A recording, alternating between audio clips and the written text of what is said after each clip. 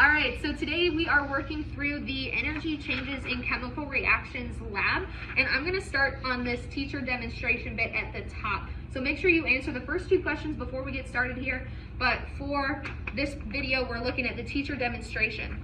So what I have in front of me is a little bit of water and a little bit of alcohol. Now we know from a previous lab that we did that when we had 50 milliliters of water and 50 milliliters of alcohol, we mixed them together and we did not get 100 milliliters.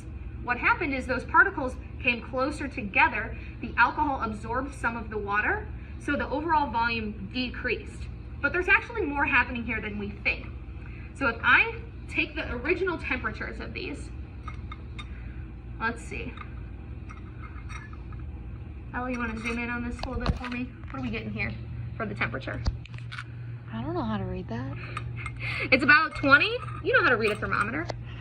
Come on. They're both about 20 degrees. That's room temperature. It's a little cold in my room right now. So they're about 20 degrees right now. If we mix them together, right, we don't see much happening. There's no color change. There's no bubbling. But if we give it a little bit of a stir, so when we mix the alcohol and the water together, we see that temperature start to increase. So right now, it looks like it's about 25 degrees Celsius. So if we record our data here, our original temp was around 20 degrees Celsius, and it currently rose up to 25 degrees Celsius. Since the temperature increased, this is an exothermic reaction. We released heat out from our system. So let's look a little bit closer at the particles that we have here. You do need to write these in your boxes. So we've got water molecules over here. We've got alcohol molecules. We have 9 of each in the picture. We obviously have more than 9 water molecules in my beaker over here. When they mix together, those particles get closer together, and that's what you need to show in your third box.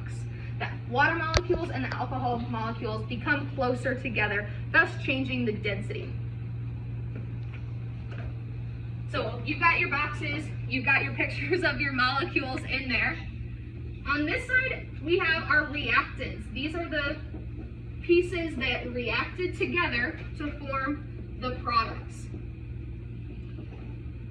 Because this was an exothermic reaction, there was more heat released from the system than was used by the system. So we had more energy released, bigger arrow, than was used to break the bonds in the reactions. That should be everything that you need to know to continue doing this lab. Good luck.